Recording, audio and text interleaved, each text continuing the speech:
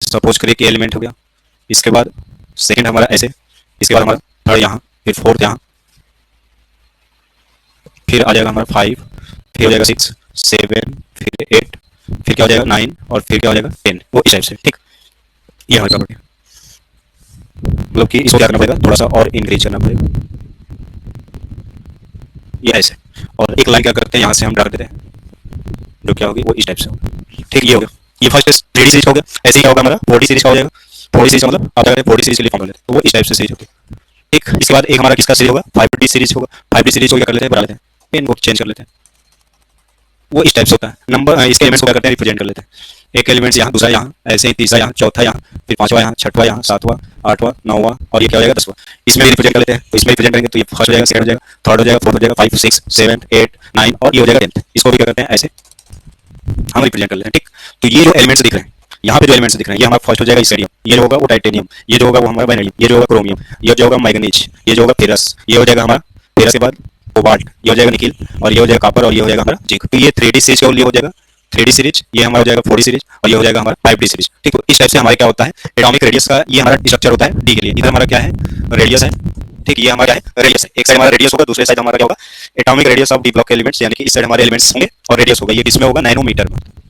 अब देखिए यहाँ पे हमें एटॉमिक रेडियस की प्रॉपर्टी को क्या करना है, समझना कि डी ब्लॉक में एटॉमिक रेडियस कैसे डिफर करता है। सीरीज में हमारा 3D 4D 5D 6D series कैसे डिफर करता है। अभी तक हमने क्या पढ़ा था, इस ब्लॉक में पढ़ा था कि जब हम टॉप टू बॉटम आते हैं, यानी कि ऊपर से जब हम नीचे आते हैं, तो वहाँ पे जो एटॉमिक रेडियस होती है वो इंक्रीज करती है। और इंक्रीज करने का रीजन क्या होता है, नंबर ऑफ सेलें इंक्रीज होना।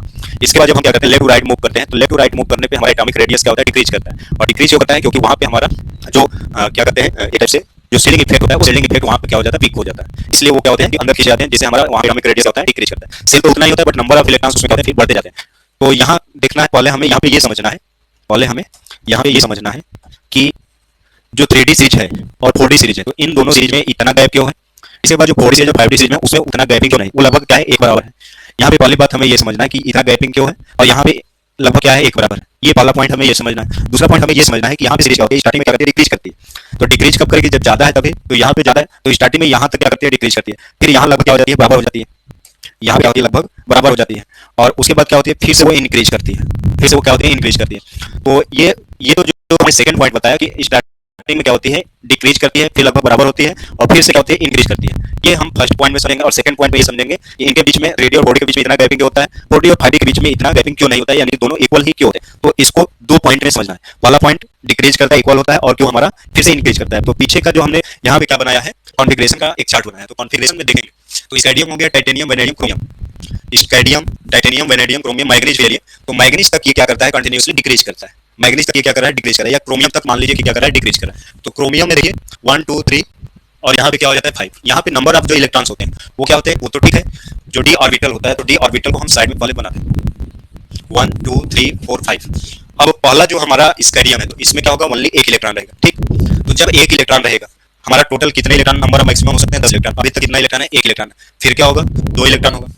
2 इलेक्ट्रॉन का मतलब ये टाइटेनियम के लिए, वैनेडियम के लिए क्या हो जाएगा, 3 इलेक्ट्रॉन, क्रोमियम के लिए 4 और 5 हो जाते हैं, मैग्नीज के लिए भी 5 हो जाते हैं, ठीक। तो ये मान लीजिए 1 से 5 तक के एलिमेंट हो गए, स्कैंडियम, टाइटेनियम, वैनेडियम, क्रोमियम और मैग्नीज हो गए। तो यहाँ तक हमारा कंटिन्यूअसली क्या करता है, डिक्रीज करता है। और डिक्रीज इसलिए करता है क्योंकि वो हमारा डी ऑर्बिटल ही है, और उसी डी ऑर्बिटल में हम एक इलेक्ट्रॉन फिल करें। उसी डी ऑर्बिटल में हम देखिए, जैसे 3D सभी का है, इसी डी में हम 1, इसी डी में 2, इसी डी में 3, इसी डी में 5। तो जैसे जैसे उस डी ऑर्बिटल में हम नंबर ऑफ इलेक्ट्रॉन क्या हो रहा है, इंक्रीज हो रहा है। तो इंक्रीज होने की वजह से क्या होगा, जो हमारा न्यूक्लियस है, जो हमारा क्या है, न्यूक्लियस है। जैसे ये फर्स्ट हमारा ये न्यूक्लियस हो गया, ये सेकंड हो गया, और ये थर्ड हो गया, और ये हमारा सपोज करिए कि ये हमारा क्या है, 3D का ऑर्बिटल है। तो यहाँ पे क्या हो रहा है, फर्स्ट टाइम हमारा 1 इलेक्ट्रॉन है। तो इस न्यूक्लियस के थ्रू जो इस पर सेंट्रीपेटल फोर्स लगाया जा रहा है, वो क्या होगा, कम होगा। जैसे जैसे नंबर ऑफ इलेक्ट्रॉन इससे क्या होगा, इंक्रीजिंग होगा। जब इंक्रीजिंग होगा तो इससे सेंट्रीपेटल क्या फोर्स होगा, वो ज्यादा बढ़ता जाएगा। तो जब सेंट्रीपेटल फोर्स ज्यादा बढ़ेगा तो वो क्या करेगा, इन इलेक्ट्रॉनों को अपनी तरफ खींचेगा। और जब अपनी तरफ खींचेगा तो यहाँ पे जो डी ऑर्बिटल की एक खासियत होती है, एक लक्षण ये होता है कि इनका जो शिल्डिंग इफेक्ट होता है वो बहुत ही वीक होता है। शिल्डिंग इफेक्ट बहुत ही वीक होता है, यानी कि इनकी जो रक्षा प्रणाली होती है वो बहुत ही क्या होती है, कमजोर होती है। तो ये जब न्यूक्लियस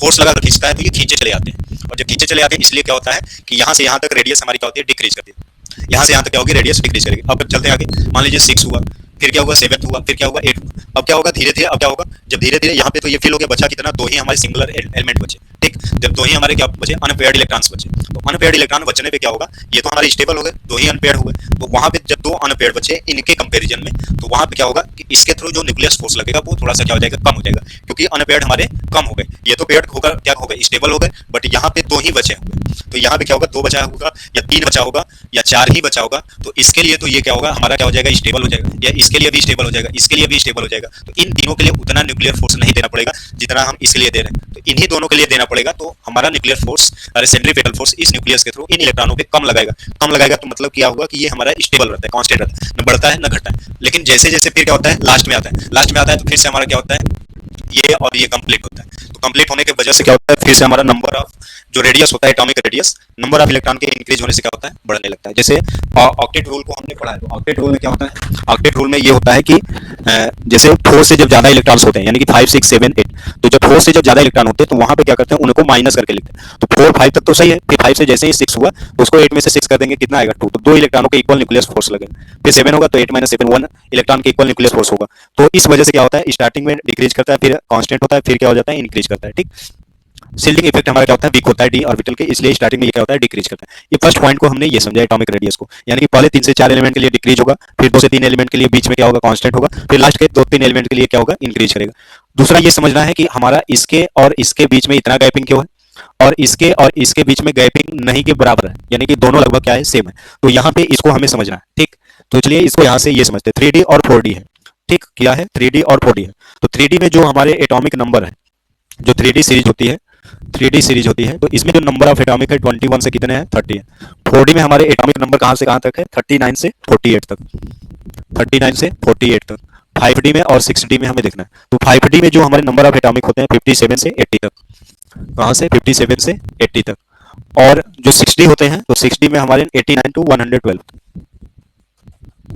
ये हमारे होते हैं, ठीक, इतने हमारे होते हैं। अब यहां से देखेंगे तो डी में हमारे कितने हैं, केवल 10 इलेक्ट्रॉन, तो 10 एलिमेंट्स है, इसका मतलब 21 से 30 तक 10 का गैपिंग है, 39 से 48 तक 10 का गैपिंग, 57 से 80 के बीच में देखिए कितने की गैपिंग हो रही है, तो 10 - 7 1 और 7 - 5 2, एक एक्स्ट्रा ऐड करेंगे तो 22 यहाँ पे हो रहा है, 12 - 9 3, 10 - 2 यहाँ पे कितने हो रहे हैं, 24 की गैपिंग हो रही है, यहाँ पे 22 की गैपिंग हो रही है, 10 - 7 3 हो जाएगा, सॉरी यहाँ पे 24 की हो रही है गैपिंग, और यहाँ भी 24 की ही गैपिंग हो रही है। तो जो 24 होता है, यहाँ पे जो गैपिंग होती है वो 10 एलिमेंट्स की है, और यहाँ भी जो गैपिंग है वो कितने की है, 10 एलिमेंट्स की है, ठीक। बट यहाँ पे जो गैपिंग हो जाती है वो 24 की, यहाँ भी गैपिंग कितने की हो जाती है, 24 एलिमेंट्स की, तो होने कितने चाहिए रियल में, वो 10 एलिमेंट्स के भी होने चाहिए यहाँ पे, और 10 एलिमेंट्स के भी यहाँ भी होने चाहिए, लेकिन यहाँ पे क्या आते हैं, 14 हमारे एक्स्ट्रा एलिमेंट है और 14 एक्स्ट्रा एलिमेंट है, तो 5D सीरीज से हमारा क्या होता है कि जो 58 से 71 तक, 58 से क्या होता है 71 तक के जो एलिमेंट्स हैं, यानी कि 14 एलिमेंट, जो यहाँ पे 24 कर रहे हैं, तो 14 जो यानी कि 14 जो यहाँ पे एक्स्ट्रा आए हुए हैं वो कहाँ पर चले जाते हैं, वो हमारे चले जाते हैं एफ ब्लॉक में चले जाते हैं, कहाँ पर चले जाते हैं, एफ ब्लॉक में चले जाते हैं। ऐसे ही हमारे 60 एलिमेंट्स है, 89 से, तो 90 से 103 के एलिमेंट, यानी कि 14 एलिमेंट यहाँ भी कहाँ पे चले जाते हैं, एफ ब्लॉक में चले जाते हैं। तो 5D से 14 इलेक्ट्रॉन निकलकर 40 एलिमेंट निकलकर एफ ब्लॉक में, 6D से 14 इलेक्ट्रॉन एलिमेंट्स निकलकर एफ ब्लॉक में, एफ ब्लॉक की भी 2 सीरीज होगी, तो 2 सीरीज, ये एक लेंथेनाइट सीरीज और एक एक्टिनाइट सीरीज, 14 इलेक्ट्रॉन यहाँ से निकलकर चले जाते हैं कहाँ पर, एफ ब्लॉक में चले जाते हैं। तो एलिमेंट तो आते हैं, तो एलिमेंट आएगा तो वो अपने इलेक्ट्रॉन नंबर के साथ आते हैं, इसके साथ आते हैं, इलेक्ट्रॉन के साथ आते हैं, बट उनका जो प्रोटॉन होता है वो वहीं पर रह जाता है। इलेक्ट्रॉन तो चले जाते हैं, एटॉमिक नंबर के साथ इलेक्ट्रॉन तो चले जाते हैं, बट उनका जो प्रोटॉन होता है वो वहीं पे चला आता है, तो प्रोटॉन वहीं पे चला आ जाता है, इसलिए इसके इलेक्ट्रॉन चला है, इसलिए इसके बीच में इतना क्या होता है, गैपिंग होता है। 14 एलिमेंट्स क्या हुआ, डिफर किया, 14 एलिमेंट्स क्या हुआ, डिफर किया, इसलिए इसके बीच में गैपिंग होती है, और यहाँ भी 14 का गैप होगा और यहाँ भी 14 का गैप होगा, तो दोनों के बीच में समान गैपिंग होती है यहाँ पे